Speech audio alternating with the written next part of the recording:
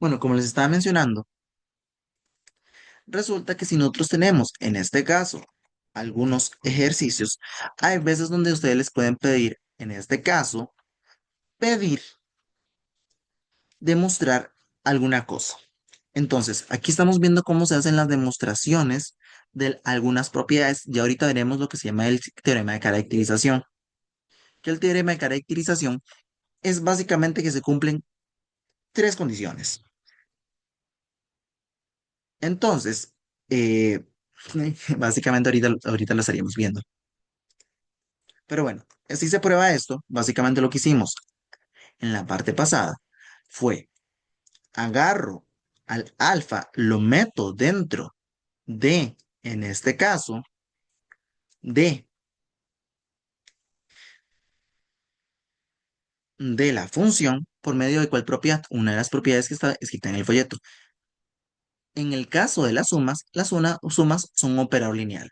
Ustedes en cálculo vieron lo que se conocen como integrales. Las integrales tienen exactamente las mismas propiedades que las sumas con respecto a la parte de las sumas. Por ejemplo, en el caso de las sumatorias, separan sumas y sacan constantes. Las integrales también separan sumas y sacan constantes. Es exactamente igual, misma propiedad. Aquí sucede de que básicamente metí el alfa, luego apliqué propiedad distributiva y me doy cuenta que yo puedo separar la sumatoria. ¿Por qué razón? Propiedades de linealidad.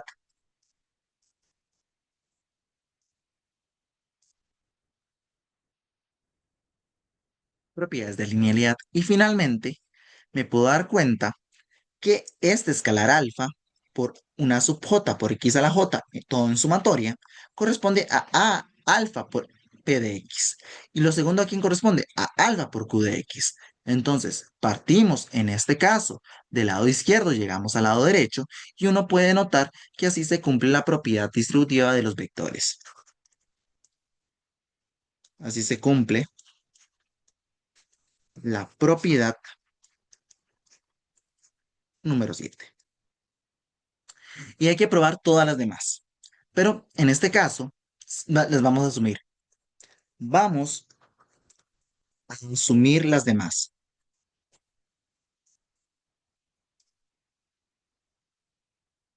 De esta forma,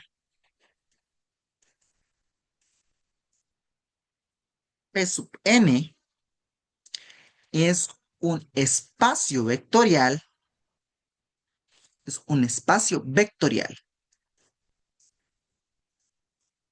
¿Estamos claros?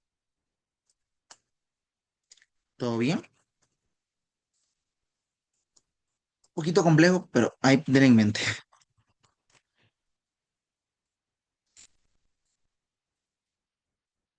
Ok, básicamente son las propiedades. Esto es por la forma en que se caracteriza el espacio.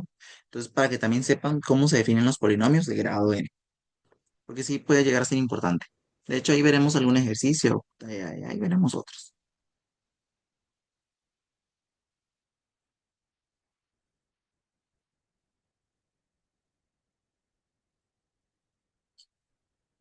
Ahora, también hablaremos básicamente de R2. En este caso, hablemos de otro espacio vectorial. Este sería el tercer ejemplo.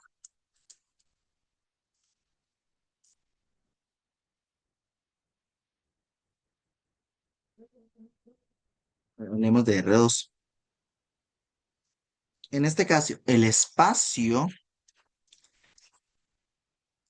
en este caso, Rn, son los vectores o son los vectores filas, son los vectores, o bueno, son las matrices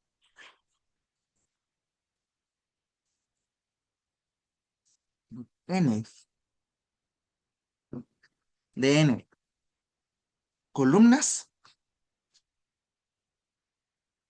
bueno, de una fila y n columnas. Una fila y n columnas. Esto generalmente es al revés. O sea, tendrían que ser n filas y una columna.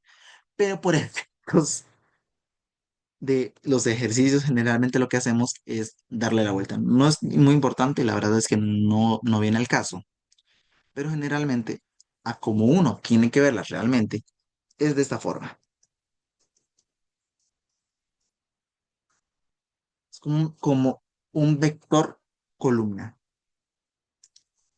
Ahora, para efectos de espacio, generalmente ustedes se van a dar cuenta de que todo el mundo lo escribe así, pero en la teoría es al revés. Pero tranquilidad, no pasa nada. Y si lo ven al revés en el cuaderno es exactamente lo mismo, para que sepan. Si lo ven en el folleto al revés no es lo mismo. Pero básicamente es como para ahorrar espacio, porque digamos que si lo pongo en vertical, pues consume más espacio que en horizontal.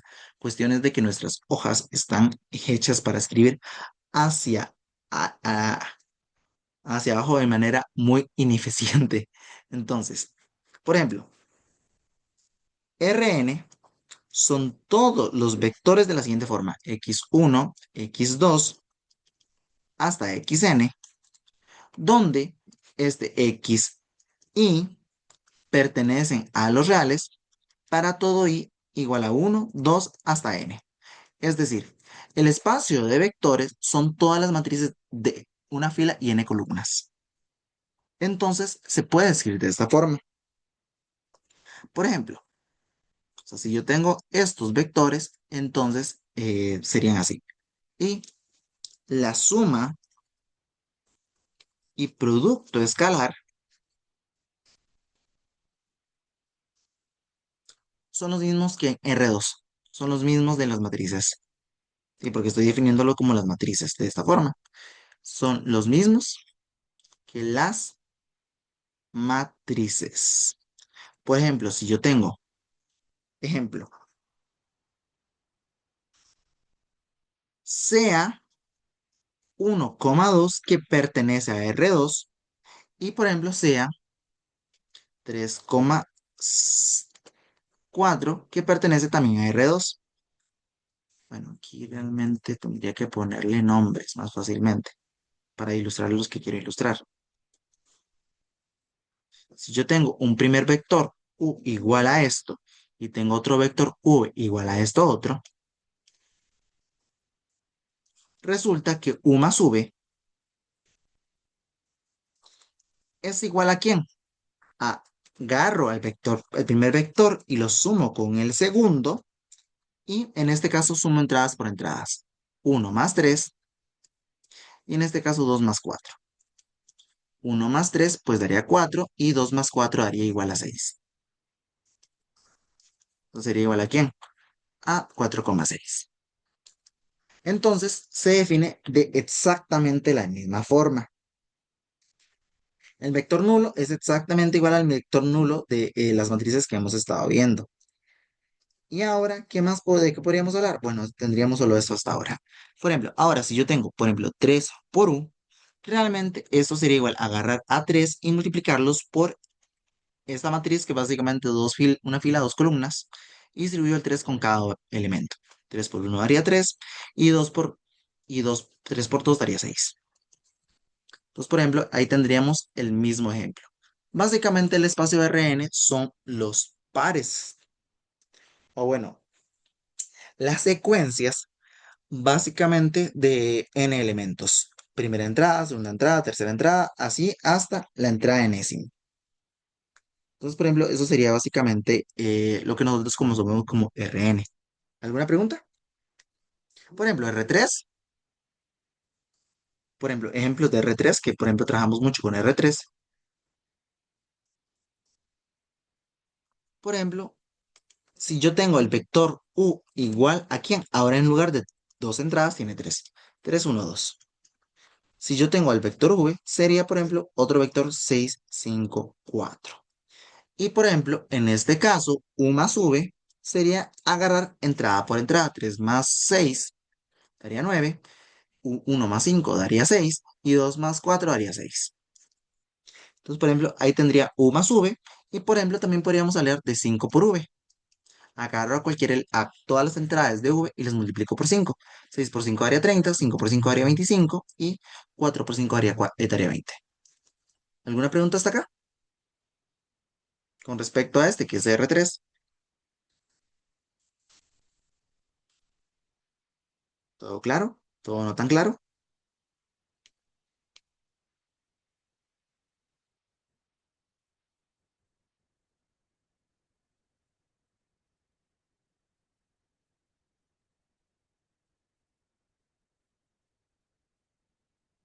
Ok. ¿Alguna pregunta?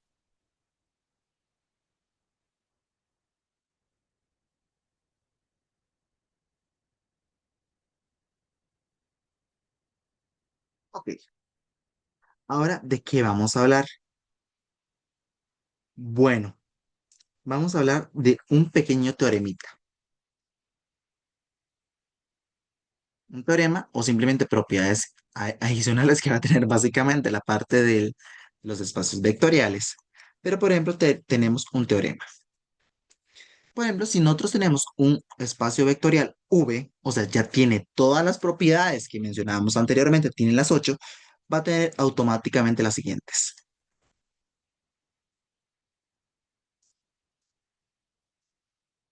Sea V en espacio vectorial, se deducen las siguientes propiedades. Por ejemplo, y esta es una usual, el vector, el cero vector es único.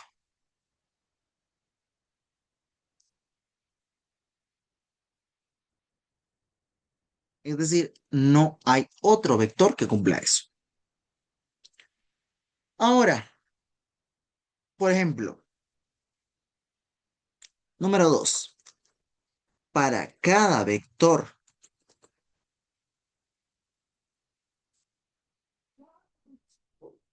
V que pertenece a V mayúscula, el inverso aditivo, que en este caso generalmente se denota como menos V, es único también. ¿Para qué es esto? Pues generalmente es como para deducir algunas cositas de pruebas de unicidad y así. Básicamente es como lo que sucedió en el examen con respecto al ejercicio de uno llegaba, por ejemplo, a al cuadrado más a más, por ejemplo, ajá, igual a la identidad. Entonces, generalmente lo que uno hacía era agarrar este a y lo sacamos a factor común. Entonces, a entre a daría a y a entre a daría la identidad. Entonces, ¿qué haría en este caso? Que a por una matriz cualquiera da igual a la identidad. Y resulta que como eso ocurre, o sea, una matriz por otra matriz me da exactamente la identidad, resulta entonces que esto tiene que ser la matriz inversa. Es exactamente lo mismo. Generalmente ese tipo de vectores donde dicen que es único, generalmente se utiliza esas propiedades como para alguna prueba de esas. Tal vez después vemos algún ejercicio de esos. Ahora, la propiedad número 3 es que para cualquier v que pertenezca a v, si yo agarro cero por v me da el cero vector. Para todo v que pertenece a v, entonces cero por v es igual al cero vector. Una propiedad que la verdad es como muy lógica, pero siempre es importante enunciar. Y la propiedad número 4 es que para todo v que pertenece a v, entonces menos uno por v es igual a menos v. Bueno, le agregué la flechita sin querer, pero ustedes saben que es lo mismo. Y 5, si yo agarro que quiero escalar por el cero vector, pues obtengo directamente al cero vector. Para todo escalar alfa que pertenezca a los reales, si yo agarro a alfa por el cero vector, obtengo el cero vector. O sea, da igual que tanto la larga, que tanto, que tanto lo largue, pues realmente es exactamente lo mismo. ¿Alguna pregunta hasta acá? ¿Para qué son importantes esas propiedades? Exactamente igual que las propiedades de matrices. Tal vez las utilicemos para alguna cosilla. ¿Alguna preguntita?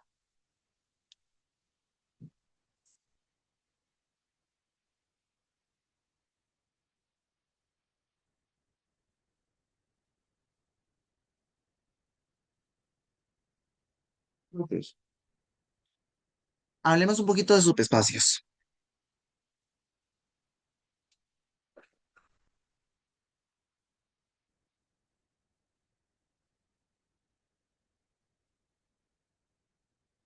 Hablemos de subespacios vectoriales.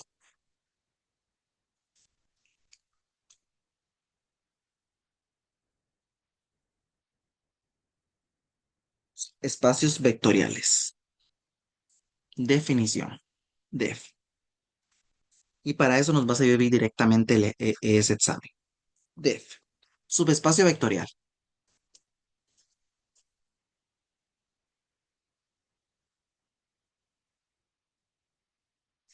Subespacio vectorial.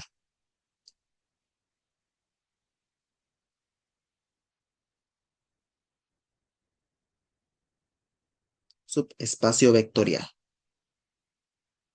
Es una definición. Entonces dice aquí, sea V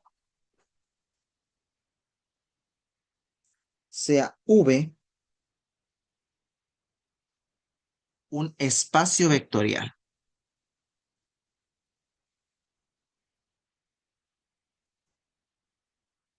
Sea V un subespacio vectorial. Y en este caso va a haber un W completamente contenido en V y se dice que W es espacio o subespacio vectorial, es subespacio vectorial si cumple,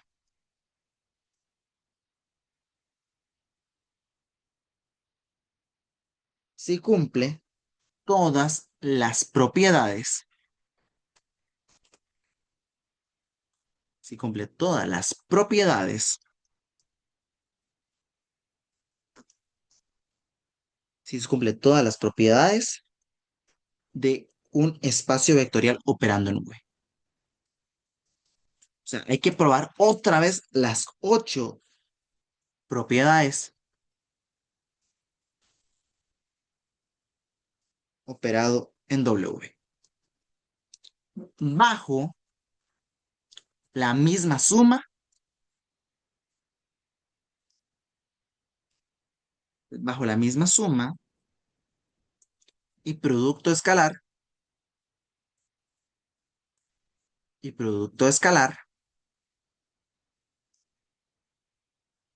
que W. Entonces, por ejemplo, vamos con un ejemplito nada más. Ejemplo, sea,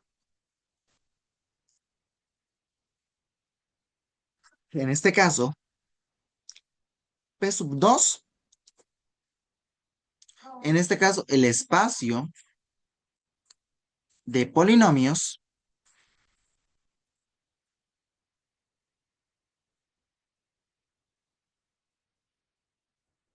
máximo 2. Y listo. En este caso dice, sea P de 2 el espacio de polinomios de grado máximo 2. Entonces aquí viene el detallito con respecto a este ejercicio. Dice, sea P2 el espacio de polinomios de grado máximo 2. Se define H igual a todos los polinomios de la forma ax cuadrado más ax, en este caso con a que pertenece a los reales. Entonces son todos los polinomios, por ejemplo, en este caso p de x igual a 2x cuadrado más 2x, y esto pertenece a h, porque básicamente la caracterización o cómo se define este conjunto son básicamente ¿quiénes? Los polinomios que tienen el grado el coeficiente de la x cuadrado y el coeficiente de la x exactamente iguales. O sea, tienen exactamente las mismas cantidades en los valores que multiplican a las x cuadrado. Entonces, aquí es donde uno dice, bueno, entonces se define ese, ese espacio. Ok, se define ese conjunto. Y obviamente, cada elemento que está en H va a estar en P de 2. Entonces, H es un subconjunto ¿de quién? De los polinomios de grado 2. Entonces, aquí es donde viene la pregunta. ¿Es H subespacio?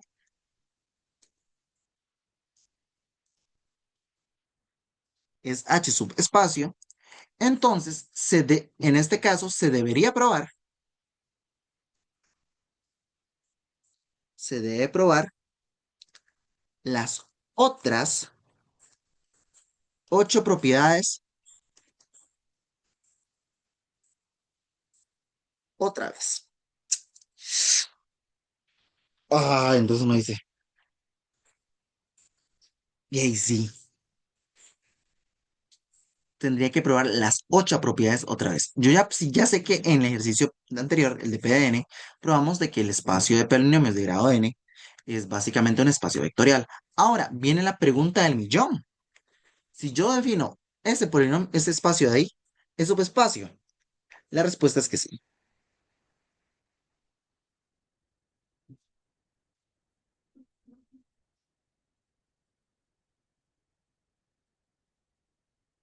Ok,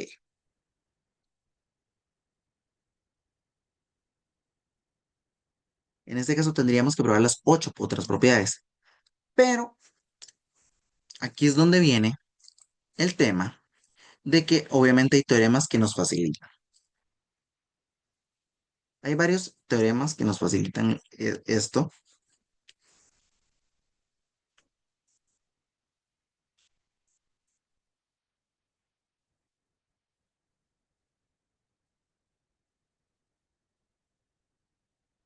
Entonces, por ejemplo, hay un teorema que se conoce eh,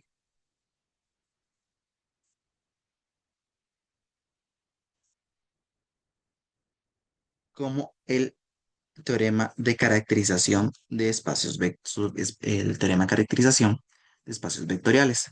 Entonces, por ejemplo, dice aquí, se deben probar las otras propiedades otra vez. O en este caso, o utilizar el teorema, que lo escribe en mayúscula, de caracterización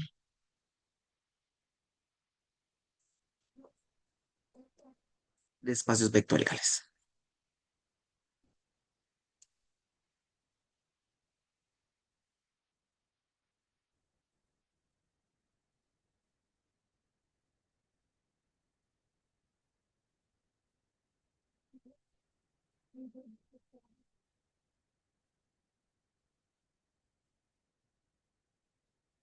Ok. De espacios vectoriales, de subespacios vectoriales. Vamos a enunciarlos. Ok, vamos a enunciarlo. Teorema, que es desde los teoremas importantes. Teorema de caracterización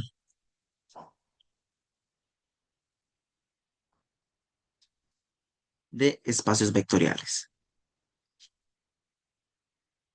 Subespacios, perdón, no espacios, subespacios. Entonces, vean el enunciado. Ok, en este caso dice lo siguiente. Sea V un espacio vectorial, es decir, ya tiene las propiedades probadas. Un espacio vectorial sobre un cuerpo o simplemente sobre R. O sea, obviamente lo que estoy diciendo es que básicamente la multiplicación escalar es con elementos de R. Y sea W un subconjunto no vacío,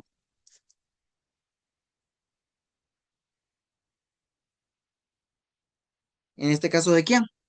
De V. Es decir, ahorita les escribo eso en palabras vulgares. Entonces, lo que quiere decir es que esto se cumple y se cumple en este caso que W es distinto de vacío. El subconjunto Bueno, el conjunto J, el conjunto W es un subespacio vectorial, es un subespacio vectorial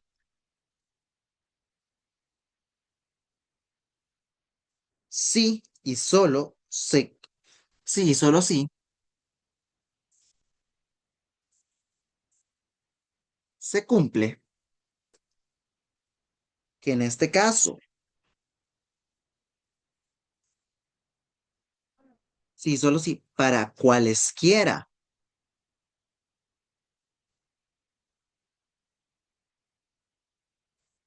U y V que pertenecen a este subespacio y para cualquier, en este caso, alfa que pertenece al cuerpo R, se cumple que en este caso, alfa por U más V también pertenece a W. Se tiene que probar que este elemento también cae ahí.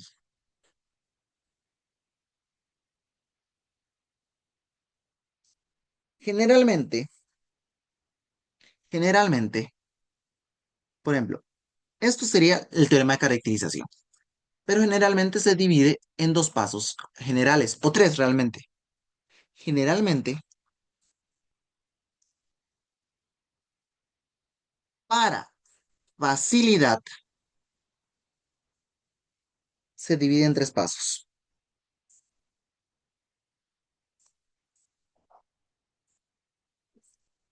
Se divide en tres pasos. El primer paso se debe probar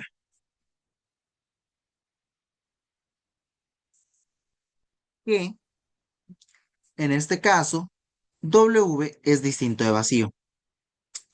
Entonces, lo que generalmente se hace acá se llama prueba de origen. Esto no se dice así, ese nombre, me lo aprendí porque una vez me tocó dar, tuve que dar básicamente clases para una persona, una U privada, pero me gustó el nombre, prueba de origen, prueba de origen. La forma más fácil de probar esto es que el elemento cero vector de V también pertenece a W. Basta probar que el cero vector también pertenece a W. Es la forma más fácil, de hecho. Se tiene, o sea, si uno prueba de que este elemento también cae acá, pues todo bien. Ahora, el segundo tema es que se debe probar que si yo agarro U que pertenece a W y agarro V que pertenece a W, entonces su suma también pertenece a quién? También pertenece a W. Y esto pongámosle nombre también. Prueba de la suma. Para básicamente tener como una estructura bastante bonita, ¿verdad? O sea, de verdad, o sea, cuando uno les tiene nombres, es más fácil. Y finalmente, agarremos lo último, lo vamos a llamar, que se debe probar, que si yo agarro un alfa que pertenece a R y yo agarro un U que pertenece a W, entonces ese producto también cae en W. Y esto pongámosle prueba de la multiplicación.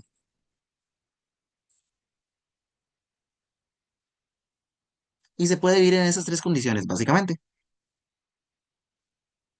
Muy fácil, la verdad. Entonces, básicamente, si yo tengo este teorema, básicamente yo lo puedo subdividir en estos tres pasos, en la prueba del origen, la prueba de la suma y en prueba de la multiplicación. Si se cumplen esos tres pasos, yo ya sé que es básicamente un subespacio vectorial. Hagámoslo con el ejercicio que estábamos haciendo.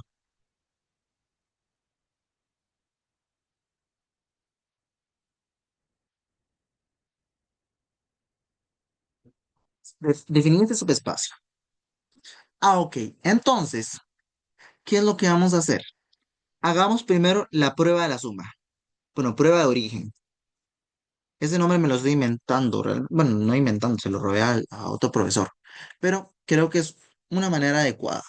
Entonces, prueba de origen. Se tiene que probar, en este caso, que el cero vector o cero de x, como lo habíamos definido, pertenece también a h.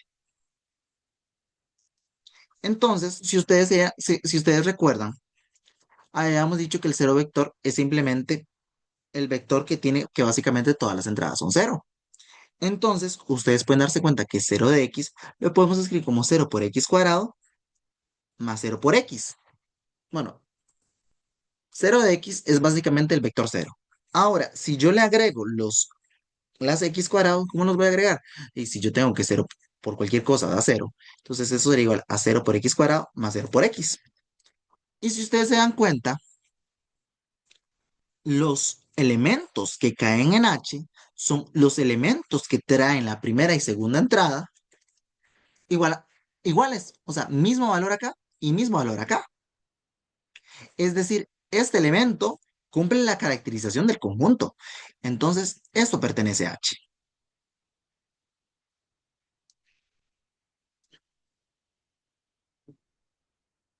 No sé si me doy a entender, pero básicamente como ocurren que las dos entradas son exactamente la misma, pues directamente lo cumple. Así se cumple la prueba de origen. Un check, pongámosle. Por ejemplo, la número 2. Vamos a hacer la prueba de la suma.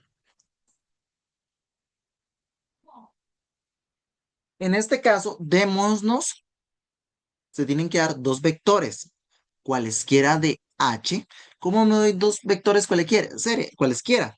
Sea p de x y q de x que pertenecen a h. ¿Qué quiere decir que estos dos polinomios pertenezcan a h? Quieren decir que los coeficientes de x cuadrado y del x son exactamente iguales. Pero, por ejemplo, los coeficientes de este p de x y los coeficientes de este q de x no son iguales por definición. O sea, no necesariamente son el mismo. Así, p de x es igual a un a por x cuadrado más un a por x y q de x es otro polinomio que no necesariamente tiene los mismos coeficientes, pero sí mantiene la estructura a, ahora va a ser bb. Entonces tenemos b por x cuadrado más b por x. En este caso con a y b que pertenecen a los reales. Eso es simplemente escritura de trámite. Si yo agarro en este caso a p de x más q de x, ustedes pueden darse cuenta que habíamos definido que la suma de polinomios conservo en este caso las x cuadrado y sumo sus respectivos coeficientes. Y una pregunta, ustedes pueden notar que en este caso, tanto la primera entrada como la segunda entrada, o sea, los coeficientes del x cuadrado y del x, son exactamente iguales. Y como son iguales, resulta que esto directamente cae en ¿quién? Cae en h. Es decir, en este caso estoy probando que cumplen la caracterización del conjunto. Ah, bueno, listo, se acabó. Ahora, finalmente tendríamos la prueba de quién. Tendríamos finalmente la prueba de la multiplicación. Realmente la multiplicación, pero la multiplicación escalar.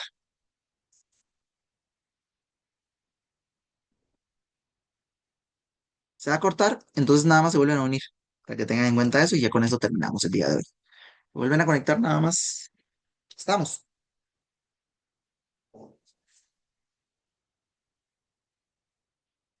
¿Todo bien? Ok. Se va a cortar y